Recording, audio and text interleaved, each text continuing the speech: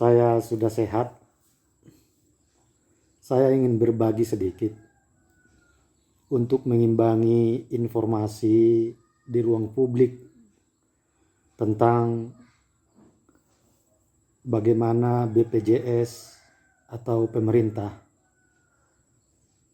dalam menanggulangi biaya perawatan selama saya dirawat inap di rumah sakit.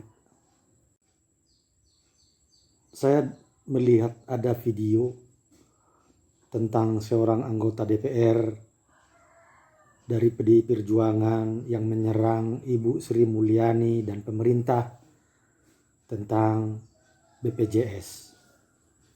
Yang kita tahu hari ini BPJS terhutang,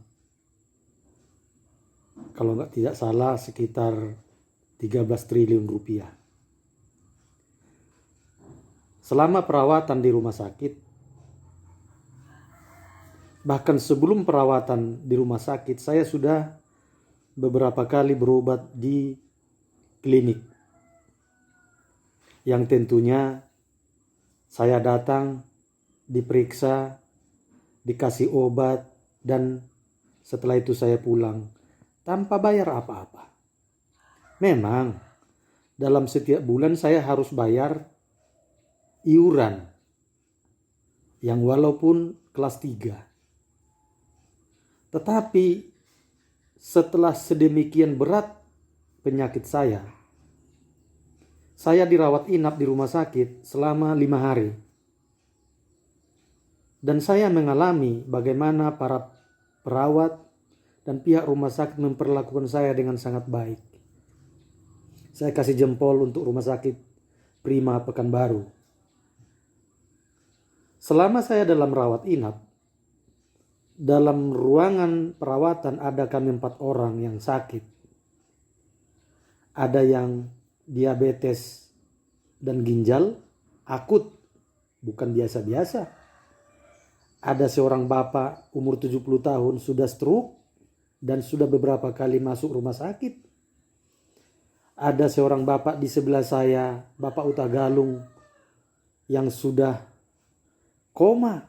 Dipanggil namanya saja sudah tidak bisa nyahut.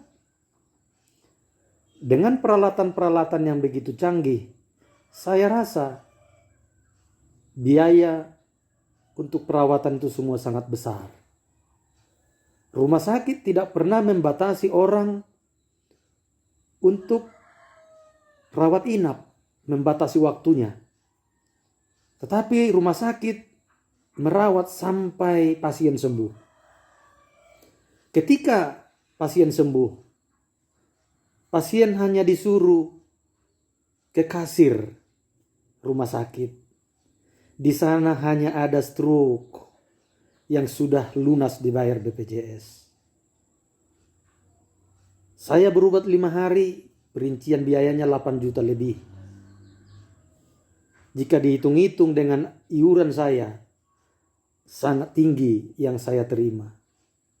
Itu sebabnya saya katakan, mari kita dukung pemerintah, kita dukung BPJS untuk mencari solusi bagaimana merawat dan mensejahterakan masyarakat Indonesia.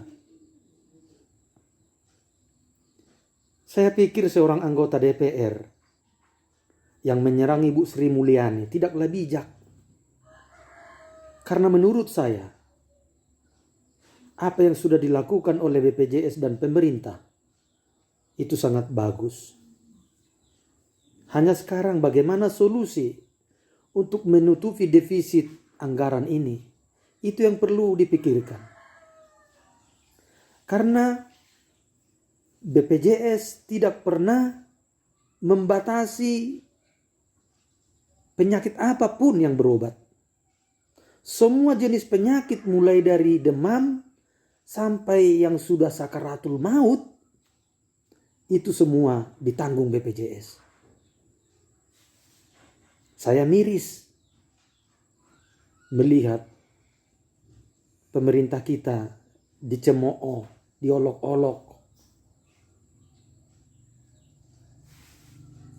dikatakan jangan congornya Sri Mulyani saja yang ngomong. Bu Sri Mulyani sebagai Menteri Keuangan mengelola keuangan negara kita sangat bagus. Bapak Jokowi sehat selalu. Bu Sri Mulyani sehat. Para medis sehat semua. Saya apresiasi, kalian semua luar biasa. Demikian kesaksian saya untuk Indonesia. Terima kasih.